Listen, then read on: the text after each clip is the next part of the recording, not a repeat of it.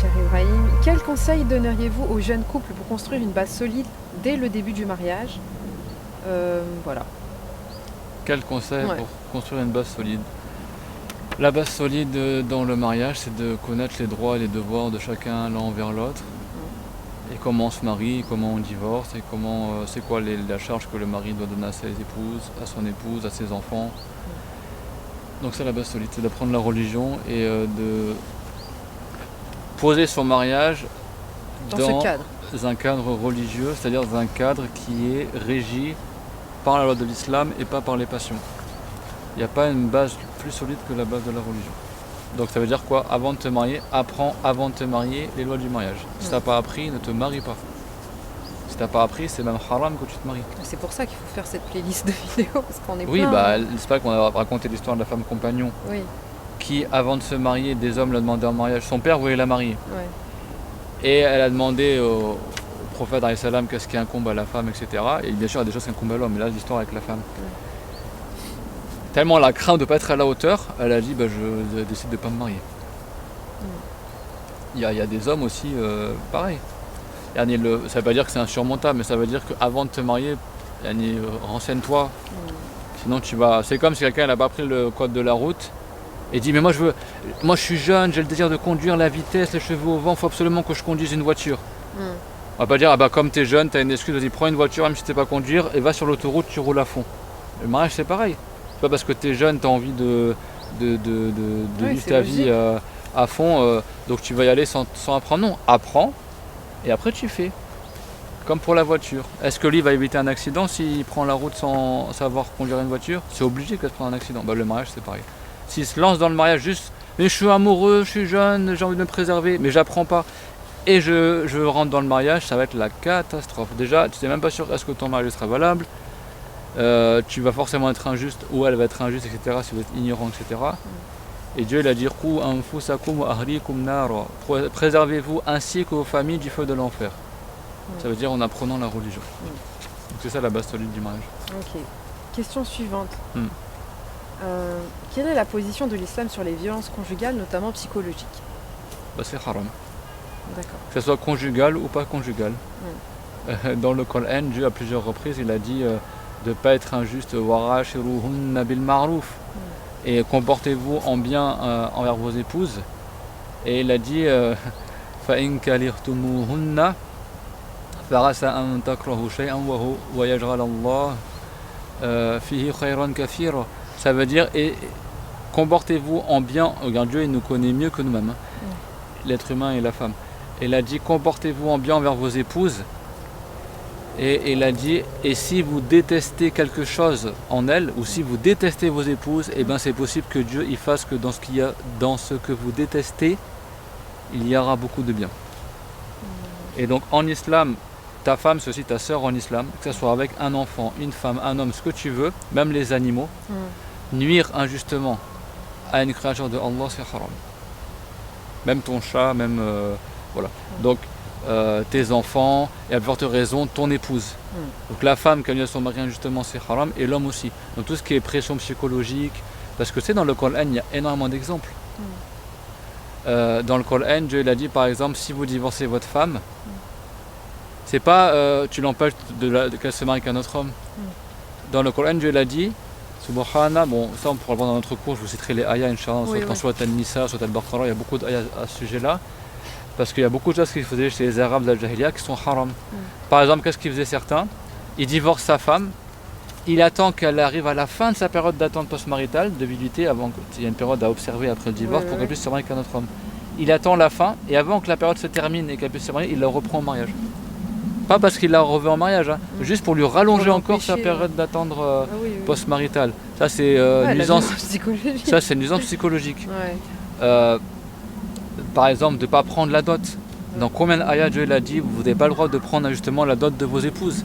Et il a dit et même si vous mariez avec une autre femme, et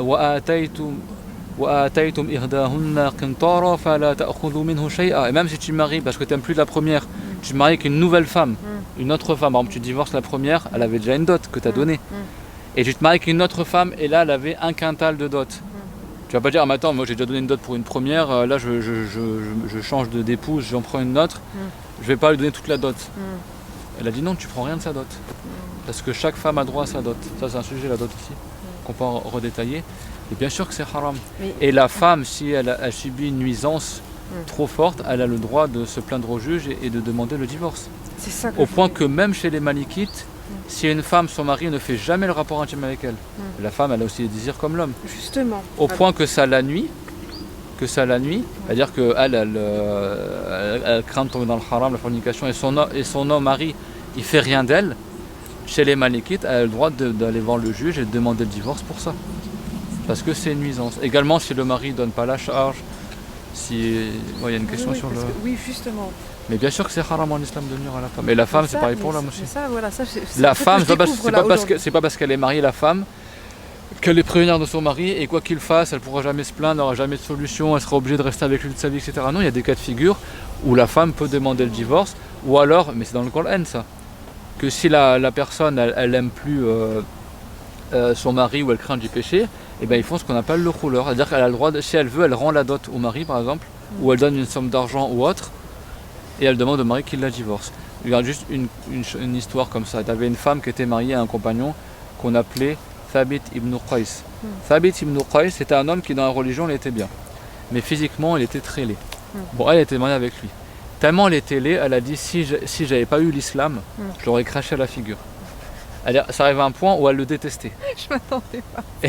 Et elle disait, elle est venue voir le prophète, elle a dit mon mari, je me plains pas de lui niveau comportement, etc., niveau religion, tout va bien.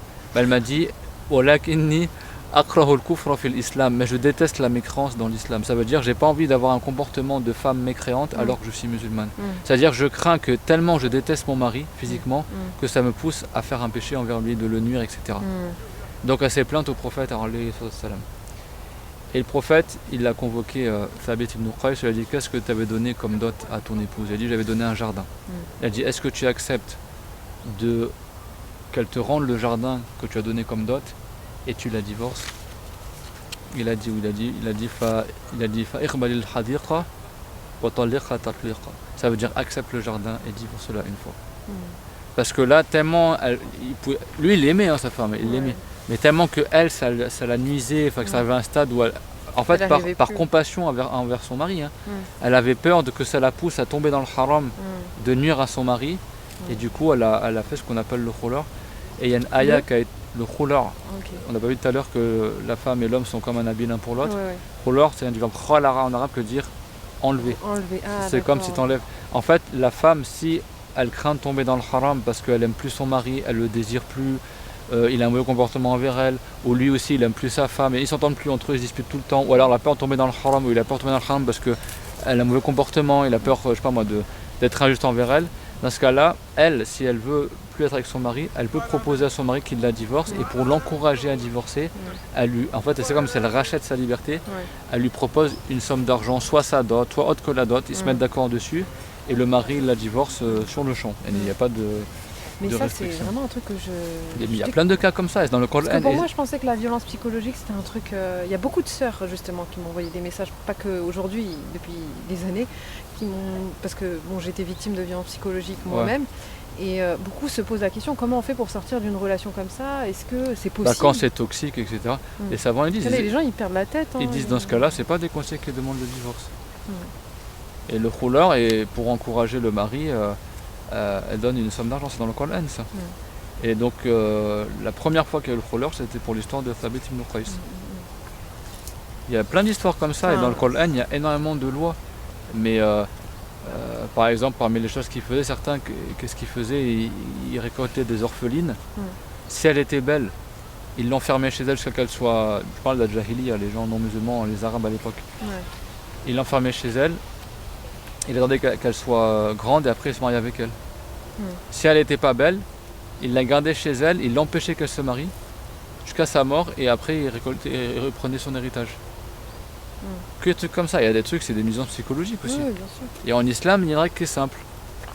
Dieu a dit voilà, taqtulu anfusakum, ne vous tuez pas vous-même, et par extension, ne vous nuisez pas vous-même. Et tout ce qui est nuisance en islam, Se moquer d'un musulman, c'est haram. Ça, c'est pas une nuisance psychologique. Quand tu te moques, tu fais pas du mal physiquement à quelqu'un. Mais c'est haram. Te moquer injustement d'un musulman, c'est haram. En islam, par exemple, il y a plein de cas de nuisance psychologique où c'est haram. Ça peut être la moquerie, ça peut être, par exemple, intimider quelqu'un pour qu'il donne quelque chose. Bah, tu n'as pas le droit de prendre les choses qu'il te donne parce que tu ne lui donnes pas de bon cœur. Donc, la nuisance, qu'elle soit physique ou psychologique, en islam, c'est haram. D'accord. Que ce soit de l'homme ou de la femme. J'ai une question qui revient aux houris tout à l'heure. Ça, c'est les questions sur Instagram. Donc. J'ai du mal à accepter les houris qui attendent mon mari au paradis. Donc on a répondu, c'est... Bah, Dieu fait ce qu'il veut. Au paradis, Dieu fait que tous les gens du paradis sont comme le cœur d'un seul homme. Il n'y aura pas de jalousie, pas de choses comme ça, etc. En fait, donc quand la personne, même elle, quand elle entrera au paradis, elle n'aura aucune jalousie. Et Dieu fait ce qu'il veut. D'accord. Après, j'ai du mal à accepter, ça c'est des choses un peu dangereuses. Ça, c'est... Dieu il fait ce qu'il veut, il crée ce qu'il veut, et s'il a créé des bienfaits au paradis pour l'homme et pour la femme aussi, il y a des sages dans cela. Mais je pense que c'est justement parce qu'il y a cette jalousie dans cette dunya qui habite cette femme-là. Dans l'au-delà, il n'y aura pas de jalousie. Voilà, et comme il n'y en aura pas... Et d'ailleurs, la femme dont son mari est mort, ça c'est une question, une réponse qui pourrait se poser. Si une femme, elle était mariée avec un homme, son mari est mort. Après, elle s'est mariée avec un autre homme. On a dit la femme, elle ne sera pas mariée avec plusieurs hommes, bien sûr. Mais au paradis, elle sera la femme de l'un des deux. La femme, elle choisira avec qui elle... elle choisira, ok. Ouais, elle choisira. C'est intéressant. Et celui qui n'était pas marié dans le bas monde, c'est aussi ceux qui n'arrivent pas à se marier, qui arrêtent aussi... La personne, elle a des récompenses à patienter. Certains prophètes comme Yahya, il ne s'est pas marié, par choix, pas parce qu'il ne pouvait pas. Et toute personne, elle sera forcément mariée au paradis. Même si quelqu'un est mort célibataire, Dieu il fera qu'il aura une femme au paradis. Et la femme qui est morte célibataire, Dieu la mariera au paradis aussi. Il faudra qu'elle sera mariée au paradis. Et sinon Dieu n'est pas comme nous, il ne va pas faire le tuteur. Oui, bien sûr. Comment rencontrer son futur mari quand on est réservé? Alors souvent dans le passé, jusqu'aujourd'hui c'est toujours valable dans beaucoup de pays musulmans, passe par la famille. C'est pas une condition que tu parles directement à la personne. Et souvent c'est la mère qui choisissait, qui cherchait une femme pour son fils, parce que la mère elle connaît bien son fils, elle sait quelle personnalité il a, quelle femme, genre de femme serait bien pour lui, etc. Et après bien sûr une fois qu'ils ont trouvé, ils présentent, si le fils est d'accord, ça se fait, etc. Mais souvent, parce que la pudeur c'est quand même quelque chose qui est requis en islam, que ce soit de l'homme ou de la femme. Donc en général, on n'y va pas frontalement, mais c'est pas blâmable non plus. Khadija, elle a envoyé sa servante pour demander le prophète en mariage. D'accord. Mais quand on est timide, on peut passer, par exemple, si elle connaît la sœur du frère avec qui elle aimerait se marier. Les applications, tout ça, qu'est-ce que tu en penses? Parce que c'est un vrai sujet, il faut l'aborder. C'est un sujet d'actualité. Application, c'est chacun, il se vend... je sais pas comment ça marche trop, mais bon, chacun il va se mettre sous sa meilleure photo, machin, c'est trompeur. Le mariage, c'est une responsabilité, c'est un des chapitres où il faut le plus de précautions. Donc là, on parle de tous les enjeux qu'on a parlé au début de l'entretien, là. Tu vas faire confiance à une machine, à des photos et tout comme ça. Même dans les applications des non-musulmans, combien ils se font avoir, c'est pas comme sur la photo, etc. Moi, je te parle que si quelqu'un il fait les choses bien, alors c'est pas haram qui demande que si c'est une femme, elle parle à un homme directement ou directement à une femme, ça peut des fois être problématique, mais c'est pas forcément haram en soi, c'est bon. Dans la limite, c'est pas forcément le mieux non plus.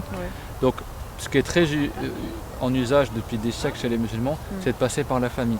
Par exemple, elle aimerait bien se marier avec un frère, c'est possible qu'elle soit très amie avec sa sœur par exemple, ou avec sa mère, elle passe par la sœur, et parce que eux ils connaissent l'homme dans son intimité. Ton frère, il est plutôt comment, quel genre de femme il aimerait avoir comme épouse. Et ça, c'est beaucoup plus solide comme manière de chercher que de faire confiance à une application où chacun il s'invente une vie et chacun il met des filtres et compagnie, surtout aujourd'hui. Donc soyez intelligents aussi mes frères et sœurs, si vous vous mariez, si vous cherchez quelqu'un, passez par l'entourage, passez par des choses fiables, parce que tu demandes à la sœur elle va vouloir le bien pour toi aussi. Il y a des gens qui vont dire mais tu sais mon frère il est très nerveux, c'est pas le genre de personne. Comme ils ont fait à l'époque du prophète. T'as une femme, elle c'est simple, 2 hommes l'ont demandé en mariage. Elle s'appelait Fatima, fille de Qais, ils sont tous filles de Qais. Fatima bint Qais. Elle a dit Ya Rasulallah, khatabani rajulan. Elle a dit il y a 2 hommes qui m'ont demandé en mariage. Muawiya ou Abu Jahm. Elle a dit il y a Muawiya et un autre. Et le prophète, qu'est-ce qu'il a dit? Il a dit, quant à Muawiyah, il a toujours le bâton posé sur l'épaule. C'est-à-dire, il n'a jamais son bâton. C'est quelqu'un qui frappe beaucoup les femmes. Donc tu ne maries pas à Abu Jahm, pardon. Il a dit, lui, il a toujours le bâton sur l'épaule. Il dit, quant à Muawiyah face au Orlouk, la malalahu. Il a dit, Muawiyah, il n'a pas d'argent, donc il ne pourra pas te prendre en charge. Quant à Abu Jahm, il a dit, lui, il a toujours le bâton sur l'épaule, c'est-à-dire que c'est quelqu'un qui frappe beaucoup les femmes. Et il a dit, Inkihi Usama, marie-toi plutôt avec Usama. Et alors là, c'est de la médisance qui est permise parce que c'est pour le conseil dans le mariage. Ah oui. Donc le prophète, il y a des cas où la médisance est permise quand tu veux poser une question sur un cas familial, mais le mieux c'est que tu dis de manière indirecte. Si une femme, son mari fait ça avec elle, c'est quoi le jugement? Ah oui, tu vois. Bon, elle, comme elle a été demandée en mariage, il faut qu'elle nomme les noms des gens. Le prophète, il la conseille. Et bien au final, il n'a ni conseillé lui ni l'autre. Il a dit, marie-toi plutôt avec Oussama. Je suis impulsive, je m'irrite et m'agace lors d'un désaccord avec mon mari. C'est problématique car cela nuit à notre relation. Je suis une femme, des conseils. Mon mari est très posé, machallah. Et ben ça, c'est elle qui doit faire un travail sur elle-même. Il n'y a pas d'excuse. Si elle se met en colère, le prophète l'a dit 3 fois à un compagnon, la tardob, la tardob, la tardob. Ne te mets pas en colère, ne te mets pas en colère, ne te mets pas en colère. Beaucoup ils tombent dans le haram ou dans des choses graves à cause de la colère. Donc c'est elle qui doit se contenir. Et dans le Coran, Dieu a dit Wal-kazimin al-ghayz, et ceux qui se maintiennent lors de la colère. Et celui qui se maintient lors de sa colère alors qu'il est capable, ça c'est pour elle, pour qu'elle cède à ne pas se mettre en colère. Le prophète il a dit sallallahu alayhi wa sallam man kazama ghayzan wa huwa qadirun ala an yanfidhahu, il a dit dara'ullah ala ru'us al-khalaiq. Il a dit si quelqu'un il est en colère mais il contient sa colère alors qu'il était capable de l'exprimer, de la sortir, alors celui-là il sera appelé devant les créatures au jour dernier comme quelqu'un d'éminent. Donc quand tu te mets en colère, tu dis A'udhu billahi minash shaytanir rajim, parce que souvent c'est du shaytan. Tu fais le wudu, parce que souvent la colère c'est comme un feu qui bouillonne. Fais de faire le wudu, ça éteint ce feu-là. Intéressant. Voilà. Si tu es debout, tu t'assois. Déjà, si tu es en colère, parle pas. C'est bien les conseils concrets comme ça. Si tu es en colère, ne parle pas. C'est bon. Si tu es debout, tu t'assois, ça te calme. Si tu es assis, tu t'allonges. C'est bon. Si le wudu n'a pas suffi pour éteindre ta colère, tu fais le roussoul, tu fais la douche. Déjà tu fais ça et tu dis A'udhu billahi minash shaytanir rajim. Et déjà ça c'est... Et réfléchis aussi aux conséquences. Si moi je dis ça, quelles conséquences ça pourrait avoir? Ah c'est possible que si je dis ça, il va me répondre ça, ça va empirer le truc, donc je me retiens. Se projeter. Et souvent, je connais certaines sœurs, elles font ça quand elles sont en colère, sors de la maison. Si elle sait qu'elle n'est pas capable de se maîtriser tout ça, quitte la maison, tu vas faire un tour. Tu vas marcher, ça va te détendre tout ça, et après tu reviens. Les frères aussi. Oui, mais là c'est une sœur qui pose la question. Ça marche bien pour tout le monde, oui, bien sûr. Mais ça veut dire que ça fait du bien. Elle dit moi je sais que je vais pas faire le wudu, je sais que je vais pas faire ci, je vais pas faire ça. Écoute, réponds pas. Tu dis voilà, excuse-moi chérie, permets-moi de faire un tour. Voilà. Ok. Sors de la maison.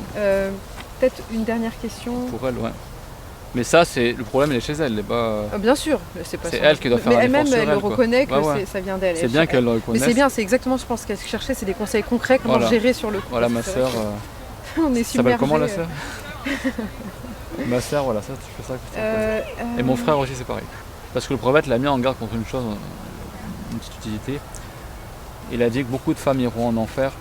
Et il y en a qui ont demandé pourquoi. Il a dit parce que vous maudissez beaucoup. Et vous reniez beaucoup le bienfait du mari. Au point que si toi tu fais beaucoup de bien à ta femme pendant longtemps, il suffit qu'elle voit une chose une fois qu'il lui a déplu et elle dit moi j'ai jamais rien vu de bien de toi. Elle nie tous les bienfaits. Et ça c'est un grand péché qui brise le cœur du mari. C'est haram de dire ça même à son frère ou machin. C'est horrible, mais beaucoup de femmes elles font ça. Donc ça, sous la colère, c'est possible qu'elle tombe dans dans le fait de maudire son mari, ou le fait de dire t'as jamais rien fait de bien pour moi. Et ça, c'est des grands péchés qui mènent en enfer. C'est pour ça que, si elle ne fait pas le repentir, bien sûr. C'est pour ça que la colère, un compagnon, il a dit Ma yunjini min ghadabillah. C'est quoi qui me préserve de la colère de Dieu, la volonté que Dieu l'a tchatché. La colère, ça ne veut pas dire que Dieu se met en colère comme nous. Ça veut dire que Dieu, pour la volonté, il a la volonté de châtier dans l'au-delà. Ce qu'on appelle le Radabullah. Donc un compagnon l'a dit qu'est-ce qui me préserve de Radabullah, du Radab de Allah. On est traduit par colère, mais nous on évite de traduire par le mot colère parce que ça peut donner un sens qui n'est pas digne de Allah. Et le prophète l'a dit te mets pas en colère. Tout simplement. Quel genre de questions peut-on poser sur l'intimité à notre prétendant futur mari? Ça, il y a beaucoup de sœurs qui m'ont posé cette question. Alors les questions, moi je vous dis, projette-toi dans le futur, à dire est-ce que toi tu es du type à faire le ménage ou pas, est-ce que ta femme tu Non veux mais là on parle d'intimité. intimité, Est-ce qu'on peut se parle permettre de pas, parler d'intimité? une règle de base, tant qu'ils sont pas mariés, on parle pas avec désir, on regarde pas avec désir, on n'écoute pas avec désir. Donc là ils vont parler de quoi sans désir? Donc on parle pas d'intimité, tout ce qui est de l'ordre de l'intimité. Ils me parlent pas est-ce que toi ça te plairait que je te fasse ci ou qu'il me fasse ça, tout Voilà. comme ça, non. Ok. Ça La c'est des réponse, choses elle qui est sont là. après le mariage. Ouais, ok. Après le mariage.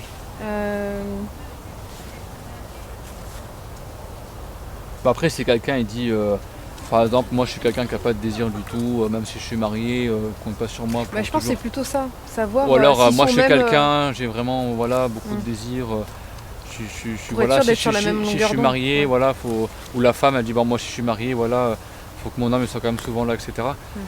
Jusque là oui. Jusque-là, oui. Voilà, d'accord. mais pas genre du style C'est ça, je pense. si tu avais une femme, est-ce que tu aimerais qu'elle te fasse non, pas ça les détails. aussi. Oui. Non, Voilà, je pense non. que ce qu'elle visait et ce que vise. Tant que ça suscite pas le désir et que c'est Ouais. pas voilà que C'est plus ça savoir reste- s'ils sont sur la même longueur d'onde et qu'il n'y a pas un décalage trop grand. Voilà, et parce que qu'après, bon, ça peut le poser sujet des des problèmes. désirs, des besoins au niveau charnel, Voilà. tout ça ils peuvent l'aborder. D'accord. D'ailleurs, si c'est sans désir, Mm. c'est tout à fait permis de dire à quelqu'un que tu l'aimes ou que tu le trouves beau. D'accord. Même si en français ça a une connotation un peu voilà. Le prophète il a déjà dit à des femmes, certes je vous aime. Mm. D'accord, mais c'est pas tu dis je t'aime lillah et tarala et toi tu vises une déclaration Ouais. d'amour, mais si quelqu'un elle dit bon toi t'es un frère que j'apprécie beaucoup ou toi t'es une sœur très belle, masha'Allah, mais sans faire d'une manière où tu cites le désir, Ouais. ce n'est en aucun cas haram en islam. Je dis intéressant. pas que j'encourage les gens à faire ça, Oui. mais je dis au point de vue du jugement, si quelqu'un il dit je trouve cette sœur belle ou il dit carrément à la sœur tu es une femme, je sais pas moi, belle ou élégante comme ouais. ça, c'est pas haram en soi. Après ce qui est haram c'est dans quelle intention il fait ça quoi. Si c'est pour le désir ou tout ça c'est haram. Avant le mariage. Voilà. Dans le mariage, Juste une dernière question. Et dans après, le mariage il y a des récompenses à dire Ouais. ça à sa femme, mais là on parle avant le mariage. Ok. Donc les fiançailles ils vont pas être comme ça dans les fiançailles. J'ai 35 ans et je ne suis pas encore mariée.